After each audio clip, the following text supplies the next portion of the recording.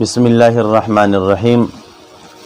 عزتمندو ماتا مخکې ملګری ویلو چې مولانا بلیګر صاحب هغه مولانا فضل الرحمن صاحب ته د پخې ډمې زوی ویلې او دغه رنګي بل د پی ټی آی ملګری ماته دغه شان خبره کړله. ما ورته په هغه وخت باندې دا خبره وکړه که چېرې مولانا بلیګر صاحب مولانا فضل الرحمن صاحب ته دا الفاظ ویلي نو زه بالکل خپل جماعت او پارټي پرېږدم او ستا په جماعت کې د شمولیت اعلان کوم.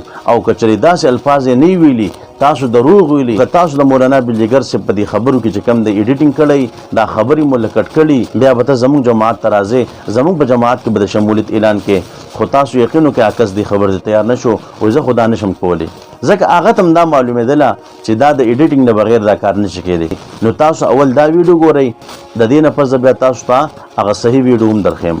مولانا فضل الرحمن چې د مفتی محمود مرحوم زوی دی نو د پخې ډلې بچیا نورې پراپیګنډې لګې دي چې تا ما پورې تا لکۍ وتړله. نو ما ته چا وایي چې دا پخه ډمه څه ته وایي؟ مال پخه ډمه د ایرمنډۍ ډمه د لاهور. نو تاسو دا ویډیو په دې کې دغه خلکو چې کوم د ایډیټینګ کړی دی اوس هغه اصل ویډیو هم تاسو ګورئ. ما متعلق یو خبره مشهوره ده د خرې متعلق مشهوره شوې ده، د هغې جواب ما څه شو زیړ والا مولا ده زه سره یو کیسټ دی هغه واورئ. ما په کیسټ کې دا ویلي چې مولانا فضل الرحمن چې د مفتی محمود مرحوم زوی دی د تخر ویل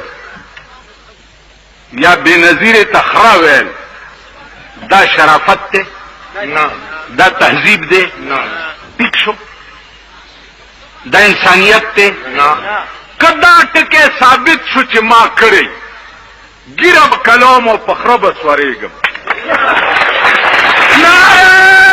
تکبیر او کنی نو د پخې ډلې بچیا نورې پراپیګنډې لګې دي چې تا ما پورې تا لکۍ وتړله. نو ما ته چا وایي چې دا پخه ډمه څه ته وایي؟ مال پخه ډمه د ایرمنډۍ ډمه د لاهور چا د وړوکوالي نه خرابوي دا هغه د پخې ډمې زوی.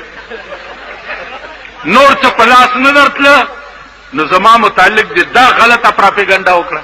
زه دومره کمینه او رزیل یم چې د داسې خلقو متعلق به زه دومره ناشایسته الفاظ وایم. تاسو هغه اصل ویډیو هم وکتله چې مولانا بلیګر صاحب دا خبره کوي چې په ما پسې خلکو دا درو جوړ کړي دي چې دا مولانا فضل الرحمن صاحب ته خر ویلی دی او بې نظیر دی. هغه وایي که چا په ما باندې الفاظ ثابت کړه نو زه به چې کوم دی ګیره وخورم او په خر باندې به سور شم. او بیا مولانا بلیګر صاحب وایي چې د پخې ډمې زویه تا نور څه په لاس باندې نه درتله چې مما پسې تا دا درو شروع کړه. نو دا چاته وایي؟ هغه چاته وایي چې چا په مولانا بلیګر صاحب پسې دغه درو جوړ کړي وو چې د مولانا فضل الرحمن صاحب ته خر ویلی دی او بې نظیر ته خر ویله. وایي زه به د داسې خلکو دپاره داسې الفاظ استعمالومه. نو الټه مولانا بلیګر صاحب چا چې په دغه ویډیو کې ایډیټینګ کړی دی دغې ته چې کوم دی د پخې ډمې زوی ویلی دی او دا راځي وایي دا مولانا صاحب ته ویلی دی. او دویم هم پسې بیا دا ایډیټینګ وکړو دا دروغ هم پسې وتړله چې مولانا بلیګر صاحب مولانا فضل الرحمن صاحب ته د پخې ډمې زوی ویلی دی. نو نه خو ورته چې کوم دی خر ویلی دی او نه ورته د پخې ډمې زوی ویلی دی. که چا دغه درو جوړ کړي چې دا مولانا فضل الرحمن صاحب ته خر ویلی دی نو مولانا بلیګر صاحب وایي چې دا د پخې ډمې زوی دی. او بیا چې په کوس چا دا ایډیټینګ کړی دی چې دا مولانا فضل الرحمن صاحب ته دا پخې ډمې زوی ویلی دی نو دغه کس چې کوم دی بیا ډبل چې کوم دی د پخې ډمې زوی شو. نو د مولانا بلیګر صاحب د قول مطابق دغه د پخې ډمې بچې دغې له پکار دی چې د علماو خلاف ایډیټینګونه نه کوي او د علماو خبرې چې کوم دی نه کټ کوي، د علماو بدنامي دي نه کوي. نو دغه چې کوم دی هغه اصلیت او حقیقت و دغه کس هم زما دا ویډیو ګوري چې دا حقیقت و چې تا ولیدلو اسکره چې کوم دی د مولانا فضل الرحمن صاحب خلاف به مولانا بلجګر صاحب داسې الفاظ نه استعمالوي. دا د سپک خلکو کار دی او دا دغه چا کار دی چې مولانا بلجګر صاحب ورته په خېډه میزوی ویلی دی چې دغه ته په خېډه میزو رالګي او دغه چې کوم دی د علماو خلاف داسې پروپیګنډې کوي او داسې کوم د هغې ویډیوګانې او د هغې خبرې کټ کوي. الله رب عزت دی د علماو مینه محبت زموږ په زړونو کې پیدا کړي. وما علینا الا البلاغ.